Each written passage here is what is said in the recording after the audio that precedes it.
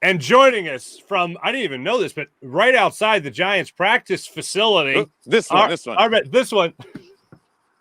From ESPN, Giants beat reporter, formerly of Comcast Sportsnet, my buddy Jordan Raanan joining us right now. What's up, Jordan? You killed that pronunciation, by the way. You did it. You killed it. Put a little stank on. Put a little stank on it. I'm doing good, man. Everything's good. Look, it's, we got a competitive team this year to cover. The Giants are in the playoff hunt in December. It's been rare since I've been here over the last 8-9 seasons. So yeah, we'll take it. Look, they might be semi-fraudulent. Like, that's fine. We don't care. They're competitive. What was the reaction to that tie? That was a fun tie against Washington. What happened there? It's like, huh? It's like, wait, is that you literally you walk away at the end of the game and you're trying to think in your head, well, is that good for them? Is that bad for them? Like, how do you make sense of it? And in reality was they play Washington again after this game, and that's like the whole season now. Because like whoever wins that game is probably going to make the playoffs as one of the NFC wild card teams, and whoever doesn't win that game is likely going to be out, depending on what Seattle does. But so it just makes that game much more important in 2 weeks' time. Like, that's the big game for the Giants now. We're kind of expecting them to lose this game. They're 7-point underdogs. And Eagles are 11-1. So the Giants haven't fared particularly well against the better teams that they face this year for the most part. So that game is now that much more important in 2 weeks' time. So not to say they're overlooking this one, but their season is likely going to come down to how they do in next week's game. For the people just listening on the podcast and not watching on YouTube or other digital outlets, I just want to point out that Jordan is in full trench coat mode, ESPN reporter, outside the – this is the real deal, folks, okay? Just so you have that picture in your head. I got the suit, the tie, the jacket, and the jacket, but of course, you don't want to go below. I got the, I did the quick Clark Kent change. Is that what you did? Yeah, in a bed. I had to tape something else. It wasn't just for you. I'm going to be honest. It wasn't just for you. Here's the thing. I don't care. I'll still tell myself that just to help me sleep at night. Exactly. Just for you, Mark. Just for you. You already flaunt that beautiful head of hair of yours, damn it. Anyway, so here's what I got for you. Before we get to the Eagles and the respect of the Eagles and all that stuff, I saw your tweet earlier. Saquon Barkley limited in practice. What was the issue there? What's going on there? Is he going to play? He's not playing. What's happening? Yeah, the funny part is, so we just talked to Saquon probably like an hour ago, and there was no mention made of the neck. He said he's not injured. He's fine. And then he shows up on the practice report an hour later with a neck limited. I don't think it's anything you should worry about. The Giants should worry about, or anyone who has Saquon as a fantasy owner should worry about it, at least right now. I fully expect him to play. He was on the practice field. He was jumping around, dancing, running drills when we were out there earlier. So I wouldn't make too much of it. Maybe it'll affect his ability to put his head down or put his shoulder down and try to run through people. But that's not the part of Saquon's game that actually makes him thrive anyway. So I'm not making too much of it. What's been going on with Giants players and their necks recently? Because I saw John Feliciano had a neck. Right? Was it Evan Neal? Evan Neal had the issue with his Josh Azudu, John Azudu. Feliciano, Saquon Barkley. I believe there's Leonard Williams was the other one. Yeah. So like 4 neck injuries. You're like, the heck? Yeah, it is weird. It's like a huge run on neck injuries, which we actually passed that same comment you did today. And it's like, that's a strange one. I don't know. You don't really know what to make of that. Like, is there a common thread to all these neck injuries? I don't think so. But somebody talk to the Giants chiropractor if they have a chiropractor. Just somebody talk to that guy. Every team has a chiropractor, some way, shape, or form. Exactly, in some way, shape, or form. Exactly. So, all right, what has been the problem with not necessarily just Saquon Barkley himself, but the whole running game? I mean, he's averaging something like 2.8 yards per carry over the last 3 games. It's been unreal to watch a guy so talented be limited so much. Is it because the offensive line is banged up? What's the deal there? Well, he told me entering this past week's game against Washington and I brought up to him, I said, everyone's saying you're either injured or you're wearing down from the heavy workload. And he told me that's BS, like flat out. He said, I'm fine. I just haven't played well. Like, so that's part of it. Now, he's taking the blame. He's showing accountability there. At the same time, the offensive line had been banged up. They had some guys move around. They had a bunch of guys out of the lineup, especially in that Dallas game when they were just a mass unit. And also, Mark, they don't have any weapons on the outside. There's like nothing that scares you, like literally nothing. So when you have that and you have a running back as talented as Saquon, we know what's the other team thinking going into every single game. We need to stop this guy. We are going to stop him. That is goal number 1, number 2, and number 3. So you put that all together, and I think that's contributed to why Saquon hasn't been as successful here late in the season. Last thing on the Giants, and then I want to know what you think about the Eagles. But what has Brian Daboll done? What has Mike Kafka done? How is this, and Wink Martindale, how has this team really looked a lot different than what we have seen in most recent years with the New York Giants? They made the most out of what they have. They're not super talented team. They're not overly talented. They have holes all over the roster. Go read their roster. You'll be like, what? Who are these guys? They're like Major League, the movie, with the Indians, like where they're trying to tank and lose, but they keep the owner and the GM wanting to lose, but they keep winning. Like that's kind of what it felt like around here earlier this year. Like they kind of expected to have a really bad year. All of a sudden, hey, they're winning because Wink Martindale's getting the most out of every guy on the defense. He's blitzing left and right. He's doing all different things. Same with Kafka and Daboll with the offense. I mean, they really were. They were making every big play late in games. They were winning every close game. But if you look at it, you kind of knew that it would eventually revert to the mean that part of their winning, like everything was going in their way. Every bounce was going their way.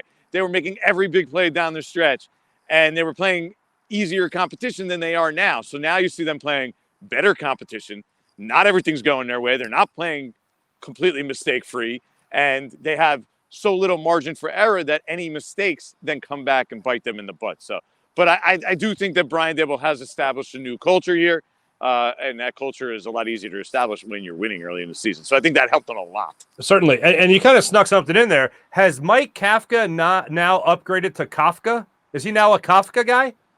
I don't know. That just may be how I pronounce it. Okay. Kafka compared to Kafka? Kafka? Yeah, Kafka? I don't know. I gotta bring it to him. I gotta see what he says. See what's up. See, I did a bar event with him and Reuben Frank when he was with the Eagles. When Mike Kafka was here with the Eagles, couldn't have been a nicer Wait, how do you pronounce it? I say Kafka. Kafka. And I say Kafka. Kafka. It might just be like a New York thing. I say it that way. I don't know. I got to ask him that. Now, you know what? First question, next coordinator's press conference day. Hey, Kafka. Oh, no, Kafka. before then. I'm going to grab him the next couple of days. He's a great guy. I love that guy. He is a good guy. And really happy for his ascent in the coaching ranks and coordinator now. Here's the deal. All right. The Eagles, everyone likes to talk about respect. This team doesn't respect us. How much respect do you think the Eagles are getting from you guys with the New York media? How much do you think they're getting from the national media? How much should other teams be respecting the Eagles right now? Are you saying the Eagles and people in Philadelphia don't think they're being respected? That is correct. That is correct.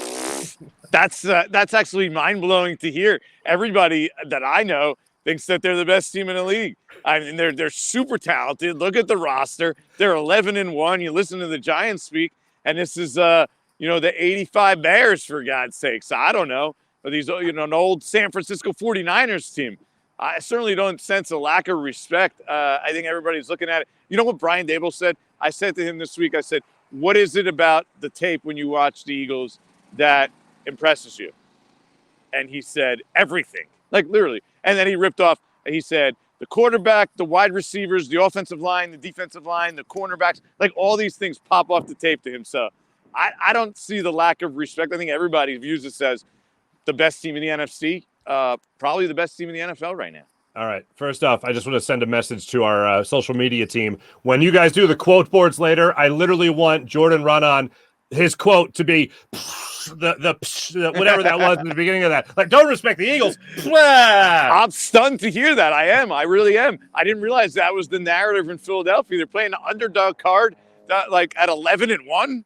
Come on, man. Yes, people don't respect us. They don't think we're for real. It's too soft a schedule. Blah, Mark, blah, blah. You know what this reminds me of? What's when that? Odell Beckham was here, he always played the underdog card. He was like, I've been an underdog my whole life. And we always used to joke, we're like, dude, went to, Eli and Peyton's, private high school, went to LSU, was the 12th pick in the draft, and set like every record as in his first few years in the league.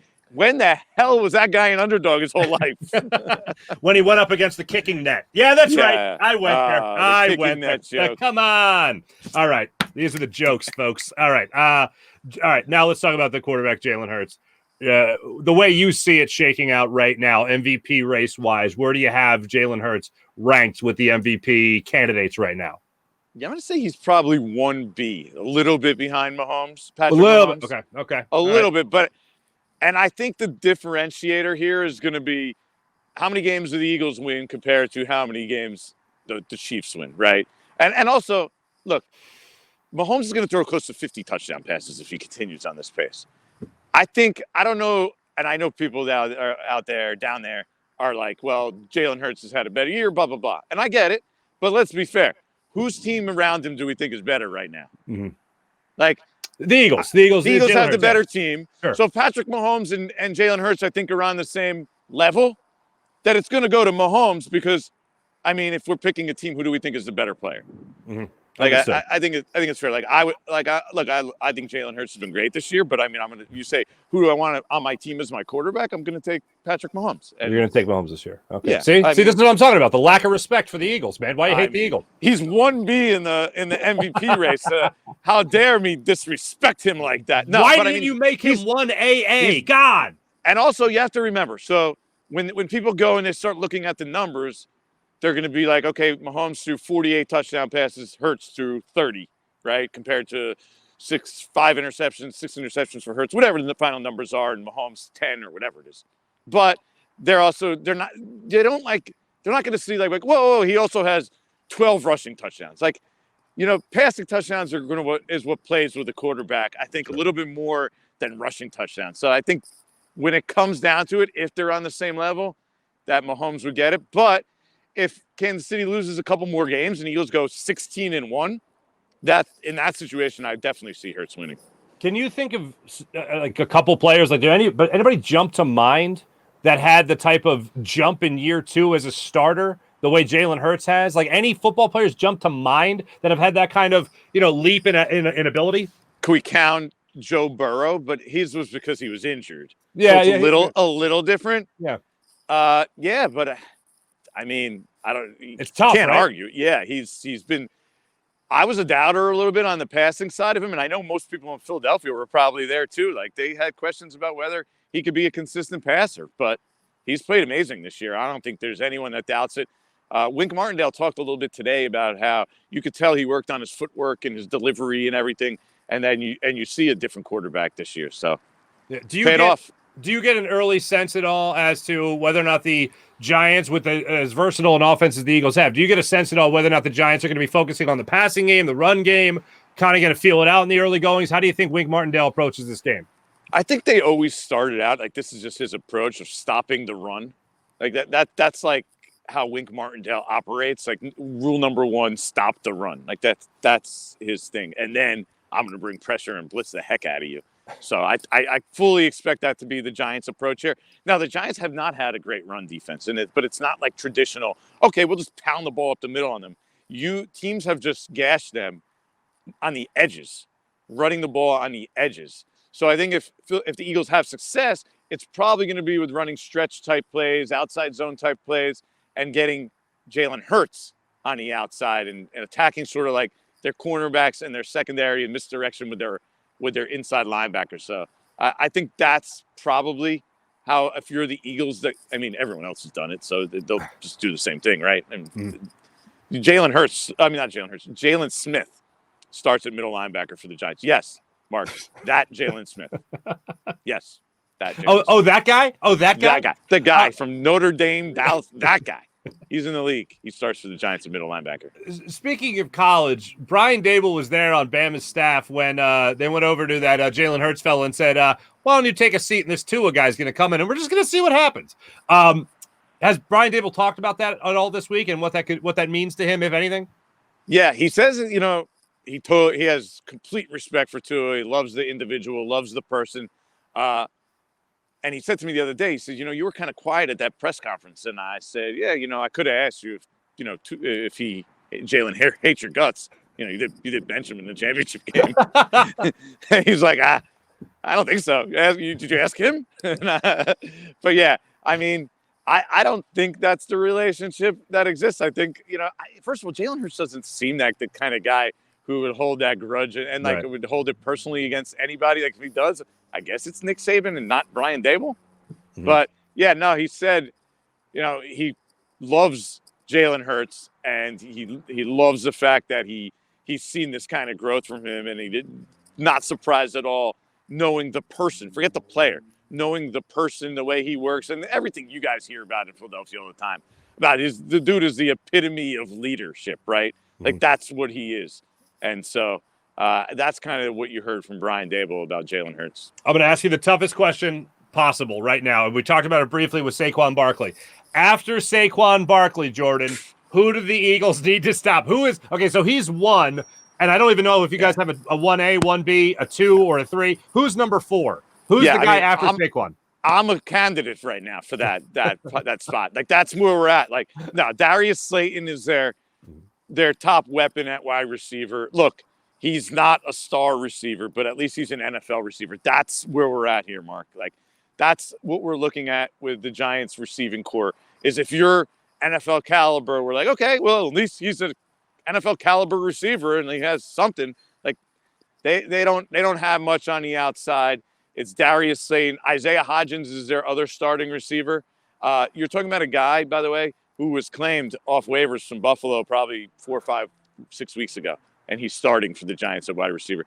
Daniel Bellinger has done some nice things at tight end, rookie out of San Diego State, but he's more of the Giants' scheme plays for him, not he's going to go and win one-on-one. So, gotcha. Yes, Brian, and that's part of what Dable and Kafka have done when I talk about maximizing the talent that they have is taking guys like Bellinger. Okay, he's a good inline blocker. We'll use that, and then we'll scheme him open with some play action, move the pocket. You're going to see that a ton.